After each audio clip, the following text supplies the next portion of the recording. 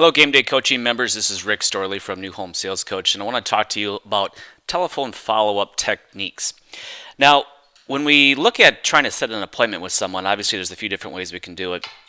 One is sending them an email. Number two is sending them a piece of mail. But number three, and really the most effective, is get them on the phone and following up with them. However, a lot of mistakes are made when we talk on the phone. So I put together this document to help you not only avoid the most common mistakes, but also to put a little formula together. So when you do make that phone call, you can structure what you want to say in the most effective way possible so you can get your prospect back into a face-to-face meeting and ideally close them for the next step in your sales process.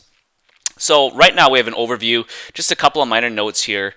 Using a mirror, using a hands-free headset, using a cordless phone.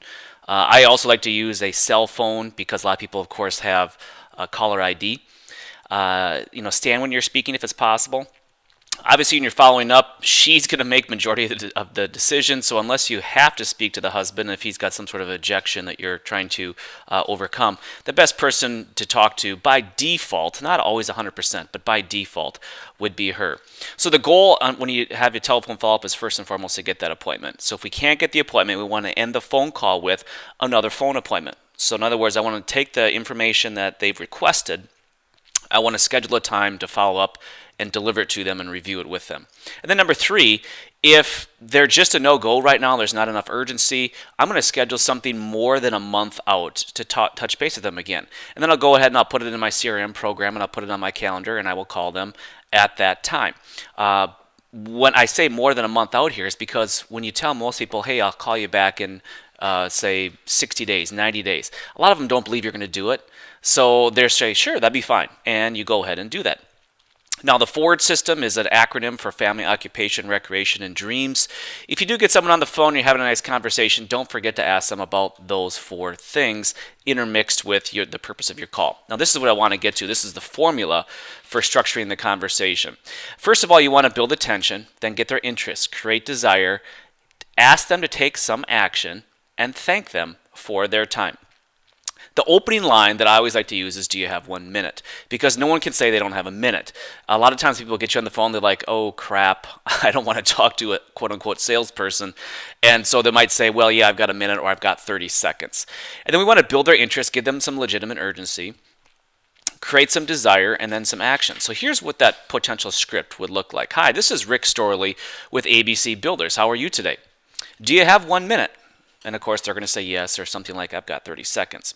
Well, we're in the process of launching a guaranteed sale program for our customers' current homes. I just built interest there. Now I'm going to create desire. The program gives people peace of mind knowing what their bottom line is before they begin building a home.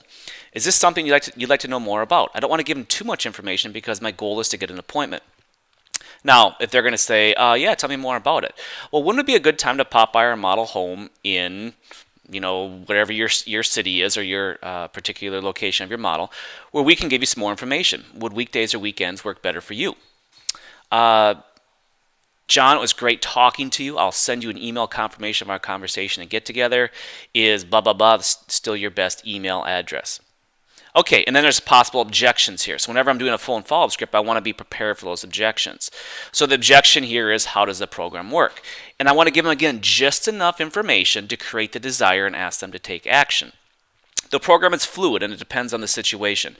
In a nutshell, we'll tell you up front what we'll buy your home for. And then we'll put it on the market. And if it doesn't sell by a specified date, we buy it. It's that simple. When we get together, I'll be happy to go over all the details with you. Notice how I went back then to closing for my action of an appointment. Thank them for their time and move on. So it's always important when you're doing your phone follow-up is to have a written script in front of you when you are making your calls. There's some other thoughts here at the end of the document. I'm not going to go through those today, but you can use them. And make sure you're using the AIDAT formula the next time you make follow-up phone calls. Happy selling.